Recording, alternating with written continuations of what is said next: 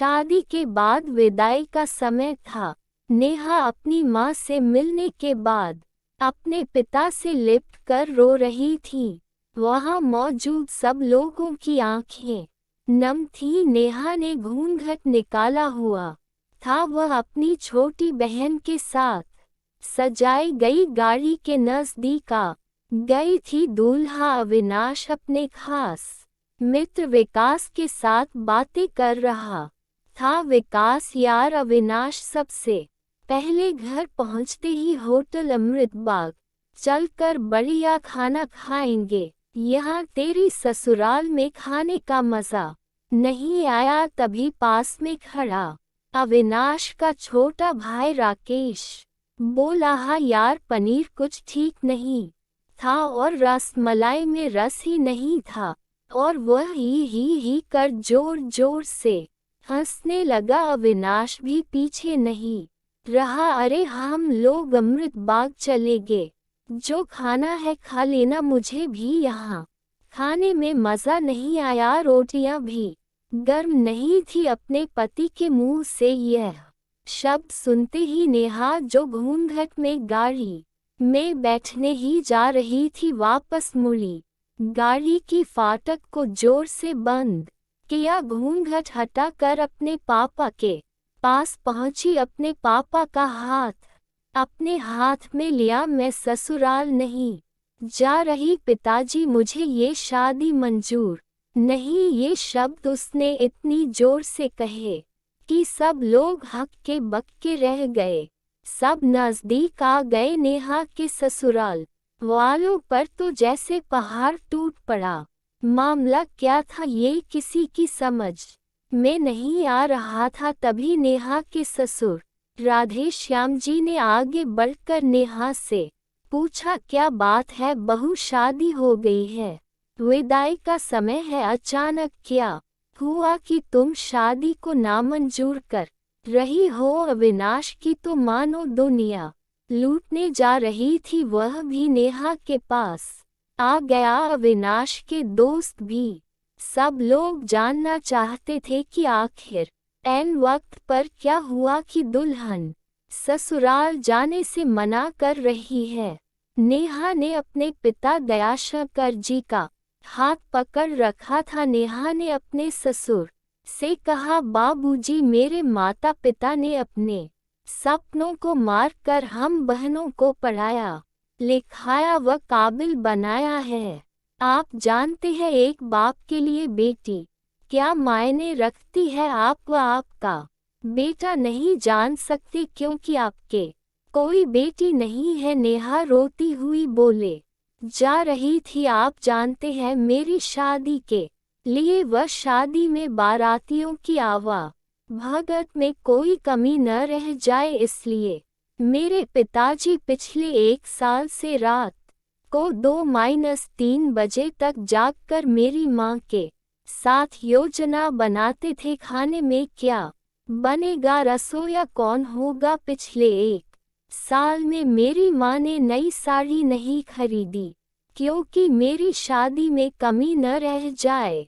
दुनिया को दिखाने के लिए अपनी बहन की साड़ी पहनकर मेरी माँ खड़ी है।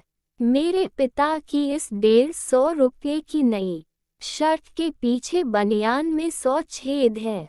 मेरे माता पिता ने कितने सपनों को मारा, न अच्छा खाया न अच्छा पिया, बस एक ही ख्वाहिश थी कि मेरी शादी में कोई कमी न रह जाए। आपके पुत्र को रोटी ठंडी लगी, उनके दोस्तों को पनीर में गड़बड़ लगी व मेरे देवर को रसमलाई में रस नहीं मिला। इनका खिलखिला कर हंसना मेरे पिता के अभिमान को ठेस पहुंचाने के समान है। नेहा हौंफ रही थी। नेहा के पिता ने रोते हुए कहा, लेकिन बेटी, इतनी छोटी सी बात। नेहा ने उनकी बात बीच में काटी, यह छोटी सी बात नहीं है पिताजी, मेरे पति को मेरे पिता की इज्जत नहीं। रोटी क्या आपने बनाई, रसमलाई, पनीर, यह सब केटर्स का काम है। आपने दिल खोलकर व हैसियत से बढ़कर खर्च किया है। कुछ कमी रही तो वॉलकेटर्स की तरफ से आप तो अपने दिल का टुकड़ा अपनी गुड़िया रानी को विदा कर रहे हैं। आप कितनी रात रोएंगे क्या मुझे पता नहीं। माँ कभी मेरे बिना घर से बाहर नहीं निकली। कल से वह बाजार अकेली जाएगी। जा पाएगी। जो लोग पत्नी या बहू लेने आए हैं वह खाने में कमियां निकाल रहे। मुझ में कोई कमी आपने नहीं रखी। यह बात इनकी समझ में नहीं आई। दयाशंकर जी ने नेहा के सर पर हाथ फिर आया। अरे पगली बात का बतंगड़ बना रही है। मुझे तुझ पर गर्व है कि तू मेरी बेटी है। लेकिन बेटा इन्हें माफ कर दे। तुझे मेरी कसम। शांत हो जा। तभी अविनाश ने आकर दयाशंकर जी के हाथ पकड़ लिए।